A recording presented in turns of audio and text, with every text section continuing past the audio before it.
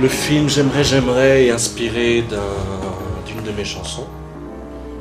Et une chanson qui date de 2005, qui marche assez bien lors des concerts que je donne.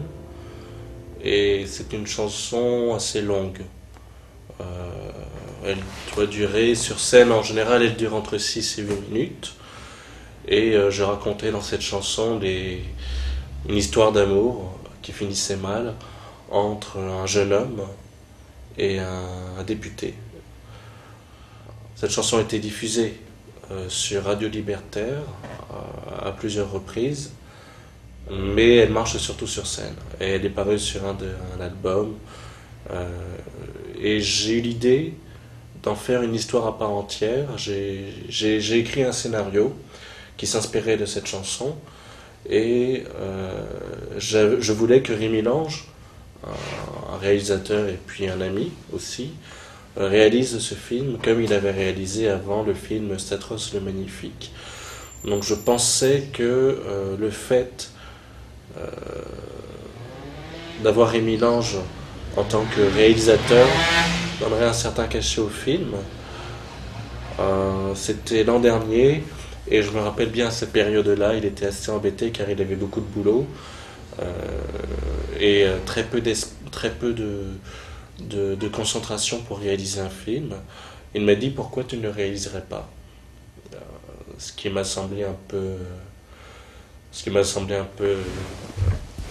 drôle parce que jusque-là je n'ai jamais réalisé de film. J'en avais produit, j'avais organisé, je savais écrire un scénario. Enfin, après qu'on aime ou qu'on n'aime pas, ça c'est autre chose, mais de là à réaliser un film, là c'était encore un autre pas à franchir. Et ça ressemblait plus à une sorte de rêve d'adolescent que je réalisais qu'à quelque chose de tout à fait normal. Mais pour lui, il était normal que je réalise ce film-là, sachant qu'il s'agissait de mon scénario et que c'était inspiré d'une de mes chansons. Donc il a dit, écoute, je te fais confiance, réalise le film, et puis après, si ça me plaît, je l'éditerai. Voilà comment ça s'est passé.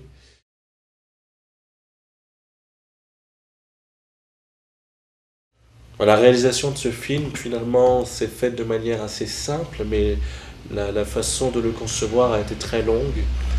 Notamment, il fallait faire des nouvelles chansons, faire une nouvelle bande-son.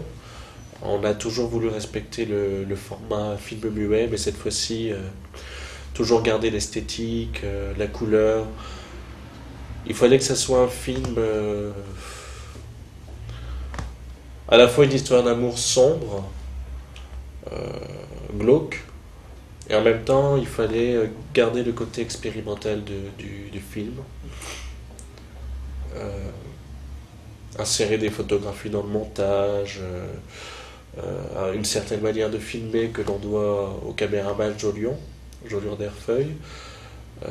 Quant à la bande son, le travail sur les chansons, ça je le dois à Aurélien Merle, un ami de longue date, qui chante aussi et donc qui était l'arrangeur des chansons. L'histoire se passe en Vendée, mais le tournage s'est déroulé dans la Sarthe pour des raisons pratiques. Et puis parce que je connaissais déjà certains lieux dans lesquels on pouvait filmer sans trop de difficultés. Je pense notamment à l'aire de drague. Puis on avait un appartement à disponibilité pour tourner, donc ça s'est assez bien passé. La forme de l'histoire est assez classique. Le fond est différent. Vu qu'il s'agit d'une histoire d'amour entre deux hommes de couleur, dans une petite ville de France. Et c'est une histoire aussi de deux hommes qui sont d'une condition sociale différente et qui ont des aspirations différentes. Avec Antoine Blanchard qui bascule dans la folie peu à peu et qui dès le départ n'a jamais été un gars très net d'esprit. Et puis Philistin de Valence qui est un peu plus intégré, mais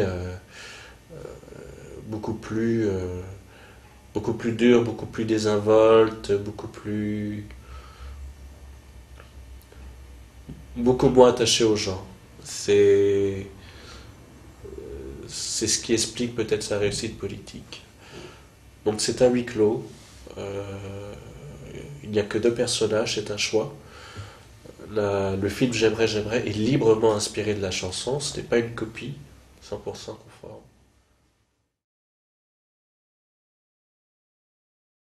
J'ai voulu m'inspirer un peu de la manière de travailler de Rémi Lange, euh, parce que j'aime beaucoup le cinéma de Rémi Lange et je pense qu'il a redonné à un certain cinéma ses lettres de noblesse. Avec Rémi Lange, on est loin du conventionnel, on est loin du style académique, on est loin du côté bon élève, et il est l'un des rares en France à avoir su le faire comprendre et à avoir pris l'initiative que certains considèrent encore osée, de les vendre, de les faire connaître et de les mettre au même niveau que des films beaucoup plus, on va dire, institutionnels. C'est pour ça que son univers déplaît fortement, sa manière de fonctionner ne plaît pas à tout le monde, mais je le considère comme une référence.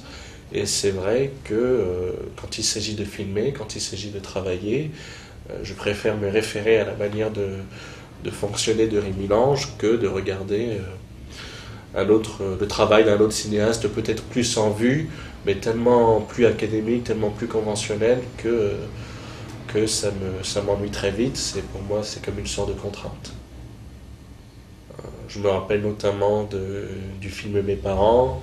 Je me rappelle du film sur lequel on a travaillé ensemble, Statros le Magnifique, qui a plutôt bien marché pour un film underground. Donc, pour moi, l'avantage de travailler avec des gens comme Rémi Lange, c'est de pouvoir s'affranchir des barrières, s'affranchir des limites, s'affranchir des contraintes. Et puis je crois surtout ne pas chercher une sorte de légitimité.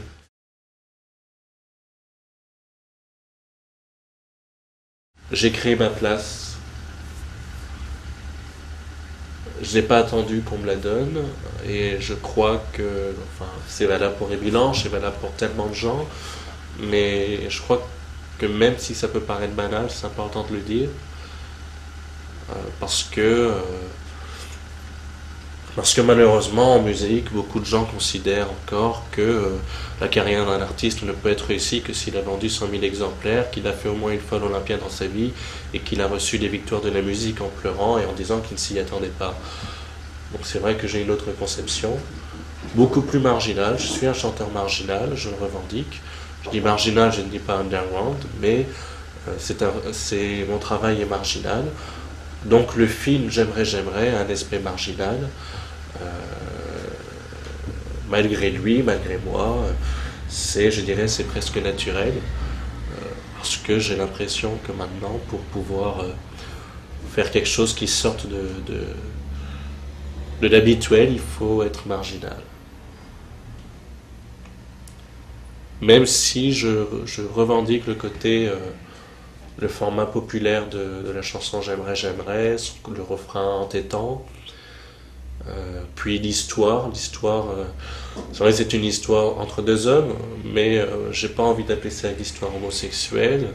Et cette histoire, n'importe qui peut voir ce genre de film, euh, surtout que ça se passe dans la France de tous les jours, donc ça ne se passe pas dans un milieu bien défini, dans une grande ville.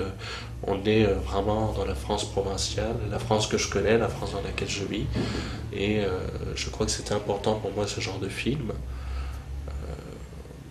Voilà. On m'a reproché effectivement de le prendre, enfin de ne pas avoir de blanc dans le scénario. Bon, c'était pas le but, et puis comme je dis toujours, bon, les rôles pour les blancs, c'est pas ce qui manque. Donc après tout, on peut bien se permettre de faire de temps en temps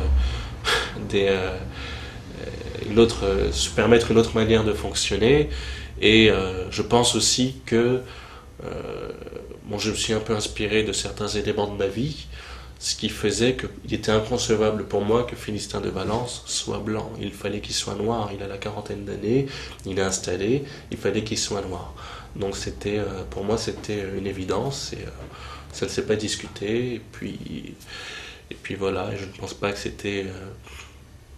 Bon, après, ben, que l'on me critique, qu'on m'accuse d'avoir une fermeture d'esprit, bon, c'est une autre histoire.